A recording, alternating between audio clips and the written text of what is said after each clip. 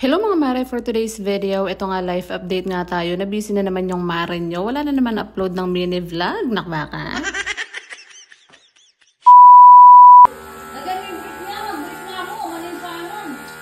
For today's ganap nga mga mare, eto Diyos ko, ang dami na naman sira ng bahay namin dahil ang hirap talaga pag walang lalaki sa bahay. Nakbaka? Hindi ko nga alam kung anong problema nitong shower namin mga mare kasi tumutulong nga siya kahit nakapatay. Diyos ko, umuugong nga rin siya dahil sa lakas ng pressure ng tubig. More than a week na nga namin hindi ginagamit tong shower mga mare. Yung mga bata nga sa labas na lang naliligo. Ay Diyos ko, ito na nga dahil bumabaha na rin sa amin. Sumabay pa tong drainage namin. Hindi nga lumulubog yung tubig. Kaya nga agad-agad naman mga mare, inapa-order nga ako sa online ng sink and drain cleaner. Tignan ko nga kung gagana siya. 2 bote na talaga yung in-order ko dyan. Marami nga magagandang review to mga mare. Tsaka napakamura lang niya. Kaya tignan natin kung gagana talaga siya. Kung talagang matutunaw talaga yung mga buhok-buhok tsaka mga barado dito sa drainage namin. Nag-inquire kasi ako sa online mga mare ng mga sumisip-sip na mga baradong ganito. Diyos ko, kamal singil 5,500 ka no? Nakbaka?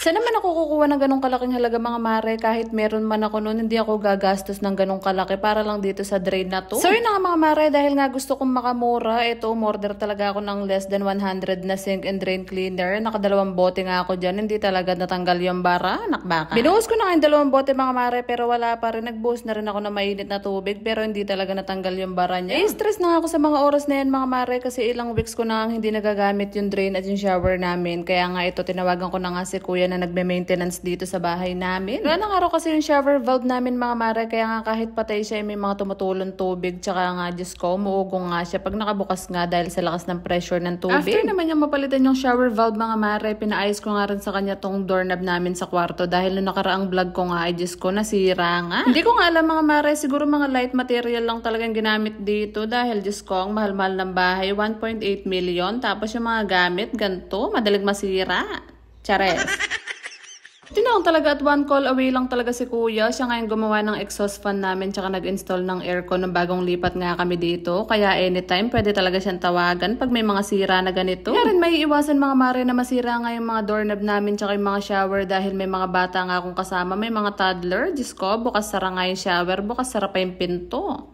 Chares. Kaya nga sabi ko kay kuya dahil andito naman na siya ay gawin na niya lahat yung sira para hindi na pabalik-balik yung mga sira. Ganun. Hirap din kasi dahil wala nga kami lalaki sa bahay mga mare. Pag meron nga nasisira dito ay Diyos ko, kailangan pa talagang tumawag ng mga ganito. Hindi ko nga rin alam kung bakit nga bumabara tong drain namin dahil ngayon nga lang to nangyari mula nga na lumipat kami dito. Sabi nga ni kuya baka nga marami nga buhangin na pumasok dun sa loob tsaka nga mga buhok-buhok kaya nga nagbara. Kaya nga nung pinump niya ay Diyos ko, thank you Lord dahil nawala nga yung bara niya. Ito kasi shower mga mare, isang ligo mo lang Diyos ko, baha na talaga. Kaya nga sa labas kami naliligo. Nagsasawa na yung mga nakakakita sa amin para kaming si Rosana Roses. Chares. At kahit nga hindi nga gumana yung nabili ko sa online mga mare nung pantanggal ng bara, buti na lang talaga dito si kuya dahil pagbuhos nga namin dito after nga niyang magawa ay eto dire-diretso na nga yung tubig niya. Ganun. Bilang nanay talaga at bilang independent woman mga mare, eto solo ko na naman tong ginagawa dahil wala nga si mister nasa barko, nakbaka. At dahil kaka-out ko nga lang sa trabaho dyan mga mare, after nga gumawa ni kuya sa bahay namin, ito magpapahinga na nga ako dahil mamaya ay may pasok na naman. Sobrang nakaka-proud lang talaga yung mga katulad kong nanay na kaya talaga yung lahat kahit wala yung mga asawa nila. O siya, hanggang dito na muna tayo. Maraming salamat sa panonood.